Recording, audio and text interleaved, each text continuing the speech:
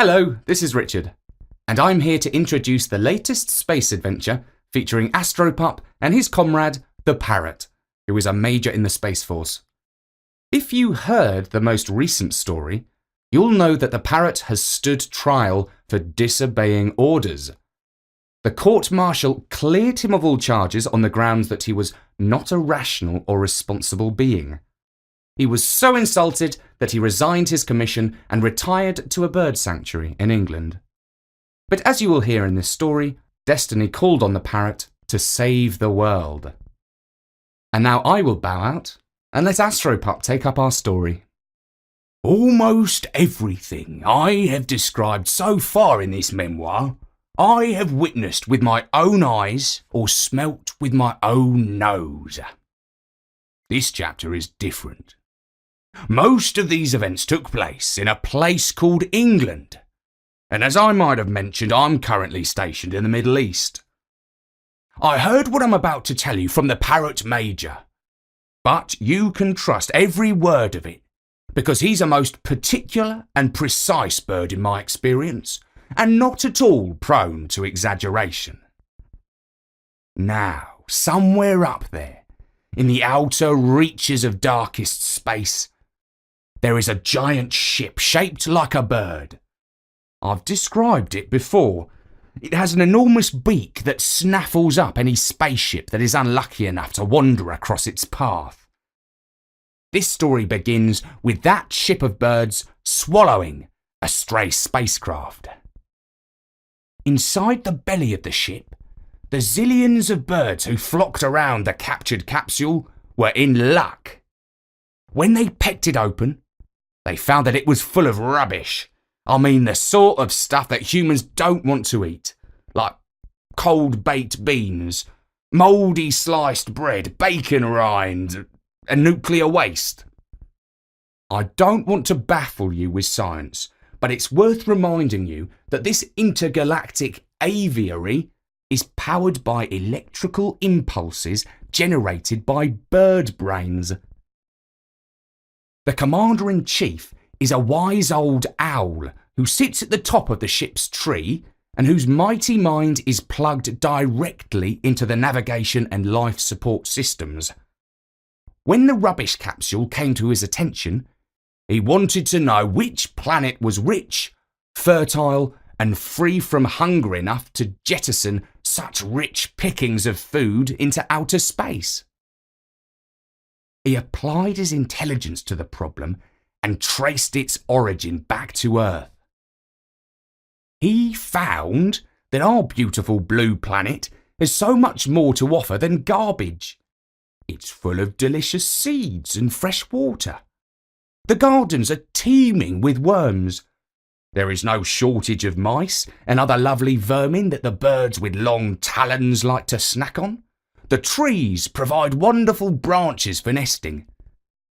He saw that there was a native bird population, but that they were inferior in brain power, backward in technology, and could easily be enslaved.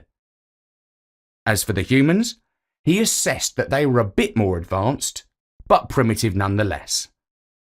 The only negative that he could discover were the cats.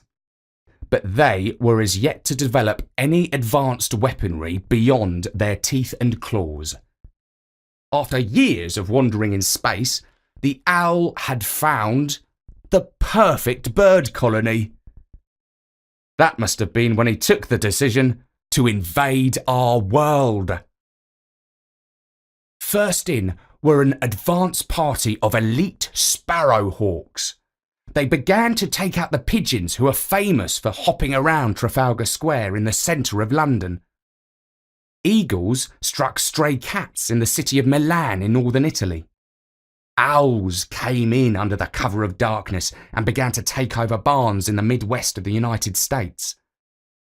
The humans noted some of these strange occurrences, and reports appeared in the news, but nobody was much bothered. For who on earth speaks up for the rights of pigeons or stray cats? Animals and birds do not have a voice in the parliaments of the humans. We are treated like, well, animals. Anyway, I digress. These early victories were all too easy. They fueled the confidence of the invading flocks. More space shuttles landed with more and more birds. They began to muster their forces unseen in the woods. The greatest concentration of them was on the rainy island known as Great Britain.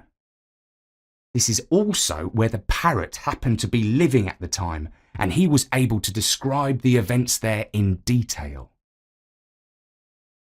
The skies of southern England were filled with the silhouettes of the invading bird fleet. They blocked out the sunlight as they passed overhead. The tweeting and twittering was deafening. They landed to feed, and soon the crops in the fields were devastated, and the famous rose gardens of England were laid to waste. Those greedy birds were a giant eating machine. It was a bad time to be a worm or a caterpillar. Anything small that showed his head was gobbled up. The invaders were following the course of the River Thames. The Prime Minister decided he must take action before they reached the capital city, London. He picked up his red phone and called the commander of the Royal Air Force, otherwise known as the Few because they have so few aircraft. The entire force, 6 jet fighters in all, scrambled to intercept the bothersome birds. But what could they do? Their missiles just flew straight through the flocks and in between the feathered bodies. There were some very impressive whiz-bang explosions in the sky, singed feather and some angry birds. But instead of flying away, the invaders wheeled around and flew towards the jets. The pilots found that their vision was blackened on all sides. Some of the birds, quite suicidally, flew into the engines. The finely tuned machines choked and splattered, and the jets spiraled through the skies and crashed in flames in the fields. An hour later, the birds descended on the landmarks of London: Hyde Park, Buckingham Palace, Big Ben, and Tower Bridge, to name a few. Things were looking grim. There is a legend that when the black ravens who guard the Tower of London leave their posts, that will be the moment when the city will fall to invaders. Well, a rumour started to spread that they had flown away in terror from the strange incoming birds.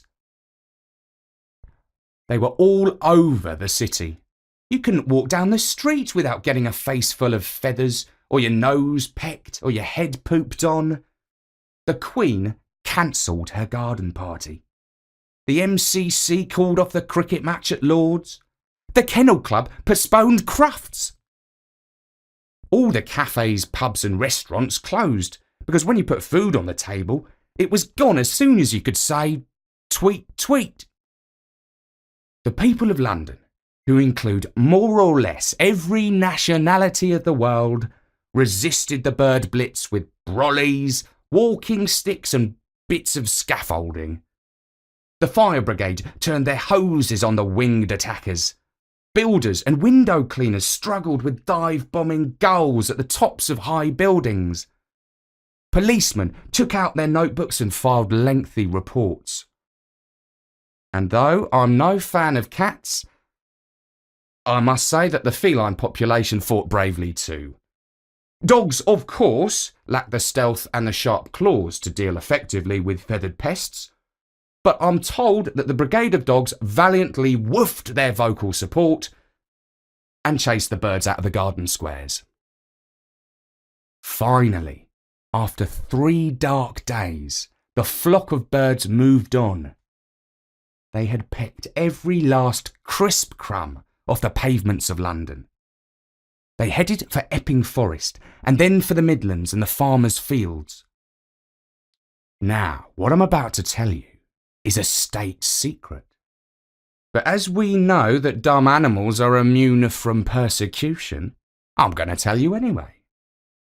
The War Cabinet chaired by the Prime Minister, had decided that crop sprayers would fly over the invaders and cover them with poison. The countryside would be littered with the bodies of deceased birds and pretty much any other living thing that was unfortunate enough to be sprinkled with the deadly spray. It was a ghastly scenario, but there were no other viable weapons at the humans' disposal. What the people did not understand and failed to calculate was that, way out in space, a wise old owl was monitoring the humans' communications and knew all about their panic and plots. The humans had no idea where the birds had hatched out so suddenly and in such numbers, and although many theories were floated, nobody seemed to have suggested that they could have come from another world altogether. That is why what happened next was so unexpected. The bird's commander-in-chief gathered his flock of top thinkers, some of the most high-powered parrots and parakeets in the universe, and told them to focus their brainwaves on the Earth's communication systems.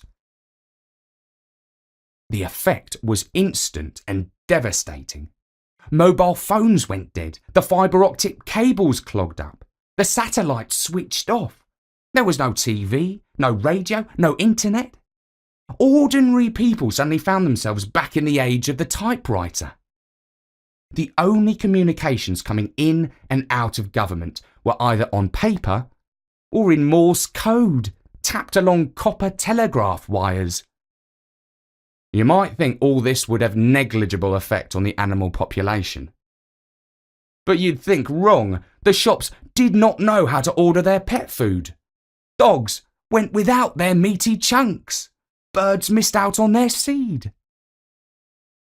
And that was when our friend the parrot, formerly a major in the Space Force, could hold his beak no longer.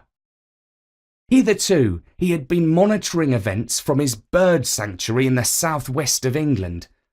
He had followed it all on Twitter, and he admitted to me later that he had a feeling of satisfaction at the humans' problems. He used some long-learned Germanic word for it, which I forget. Schadenfreude, or something like that. He wasn't exactly gloating, but he thought to himself that only he knew who was behind these avian attacks, and if they hadn't hounded him out of the Space Force, how useful he would be to the humans now. At last he could watch on no more. He resolved that the time had come to intervene. And so the parrot discharged himself from the sanctuary and flew down to the British naval base in the port of Plymouth. Imagine a Rear Admiral of the Royal Navy sitting around with his officers, unable to communicate with his frigates and submarines and what have you out on the ocean wave. There was absolutely nothing for them to do. So in the time-honoured tradition of all salty seaworthy types, they were playing cards and drinking rum. In flies a parrot, like something that belongs on the shoulder of a pirate, and says, "I must get a message to the Prime Minister." Well, I don't have to tell you that they weren't at all persuaded by this avian utterance. In those dark days, anyone wearing a coat of feathers fell under immediate suspicion. In fact, if you were a bird, you were lucky if they didn't shoot you on sight. And so it was entirely in the spirit of the times that the Rear Admiral drew his pistol from the drawer and pointed it straight between our bird's beady eyes. The parrot said, "Go ahead and shoot, but if you do, you'll destroy the world's last chance of survival." Well, a line like that was enough to give even a drunken sailor pause for thought. "If you don't mind, sir," said one of the more clear-headed junior officers, "before you pull the trigger, I'd just like to ask that bird where he learned to speak English like that." "Good idea," said the Rear Admiral. I was curious about that too. Better interrogate the prisoner. The junior officer stood up, steadied himself, and walked over to the windowsill where the parrot was perching. Well, Bird, you heard. Speak. Now, our parrot is a cool-headed customer, and just to show that he wasn't going to be pushed around that easily, he casually scratched the back of his head with his claw. After a longish silence, he said, "Say the magic word, and I might help you." The sailor looked around the room, hoping for some advice. When none was forthcoming, he sighed and said, "All right. Pretty please?" "That's better," replied the parrot. "For your information, I taught myself English, and I'm currently studying Egyptian hieroglyphics. But that's by the by. I'm a former major in the Space Force, and while on a top-secret mission to the outreaches of the galaxy, I made contact with the Commander-in-Chief of the birds who are currently attacking this planet. Gentlemen, we are dealing with an alien intelligence that is far more formidable than any previously encountered. I'm pretty sure that I know how we can counter this attack before it's too late for the world. I must speak to the Prime Minister urgently." Now, if the Rear Admiral had heard this speech from a human being, he would probably have considered him to be certifiably stark raving mad. But he was so struck by this parrot's ability to speak fluent English that he saw this was a matter that could only be decided at the highest levels. He immediately made his car available to whisk the parrot to London. 4 hours later, the parrot addressed an emergency meeting of the War Cabinet at number 10 Downing Street. The Prime Minister introduced him to the assembled ministers, generals and scientists with the words, "What you're about to hear will completely change your understanding of the universe and everything forever." The parrot hopped onto the PM's shoulder and made a sound like this. Quack! The faces around the room looked at the Prime Minister with somewhat puzzled expressions. What were they to make of a man who brought a pet to work at a time like this? And then, after a painful silence, the parrot said, "Just kidding. In actual fact, I can talk just like you." And that got their attention. They were, as the saying goes, gobsmacked. "And if you think I'm smart," continued the parrot, "think again. The birds who are currently attacking our world are 100 times smarter than I am. They have shut down your telecommunication systems. That was but a trivial matter for them. They achieved it by the power of thought alone. Yes, that's right, ladies and gentlemen. We are experiencing a brainwave attack by some of the most powerful minds in the universe. But fear not, for I have the solution. We must deploy a thought field to protect the world against the mind attack." Again, I tell you, if they had heard these words from one of their own, they would have called in the men in white coats to cart him off to the loony bin. But when you meet a parrot who has the power to talk, it's pretty impressive. It changes everything. Still, there were those around the table who thought that it was madness to do as the bird said. Some said that he was a circus trick, others that he was an enemy agent. They would have checked him out on the internet, only it wasn't working. In the end, they had no choice but to believe him, because the food of the world was being gobbled up so fast that soon there would be nothing left to eat. It took 48 hours to fully mobilise the army. Convoys of trucks headed west to Wales and north to Scotland. The soldiers slung kit bags over their shoulders and began to trek up the tracks to the tops of the mountains. On the way up, They were harassed by hawks and falcons, but they fought off the airborne attackers. All in all, 15,000 men camped at or near the gusty peaks of the Cairngorms and the Grampian mountain range. Some of the platoon sergeants hung wind chimes on tent poles, and they swung to and fro, ringing out at random. Then the order came for the troops to lay down their weapons and sit cross-legged on the ground. This and the following manoeuvre was all according to the precise instructions laid down by the parrot. It was an entirely new form of warfare. Defence through tantric meditation. The men and women of the British Armed Forces closed their eyes and began to breathe in the mountain air slowly and deeply. As they did so, they counted each breath backwards. 100, 99, 98, 97, and so forth. When eventually they reached 0, they began to chant, Om.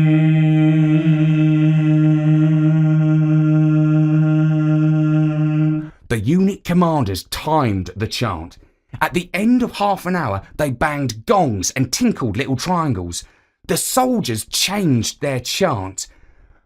Meow.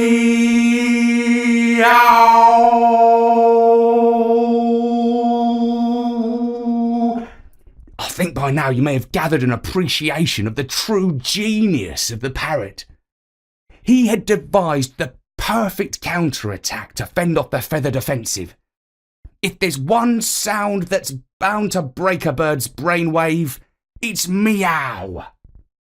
The deep, collective meditation of the armed forces reached out far and wide, even into outer space, for there is nothing so powerful as thought. And if the truth be known, the power of the human soul is one of the strongest forces in the universe, and when it is correctly channeled, it can easily overcome an alien invasion. It's just that on a normal day, people waste so much of their thinking capacity on trivial pursuits like Facebook, or computer games, or Saturday morning cartoons. When human thought is correctly channeled and concentrated, there is no force that can match it. And so, the mass forces of the alien birds were utterly routed and flew off in terror. The incoming brainwaves generated by the owl and his deep-thinking birds bounced back off the human mind shield. The world was saved. And it was all thanks to my friend, the parrot. Thank you, Astropup.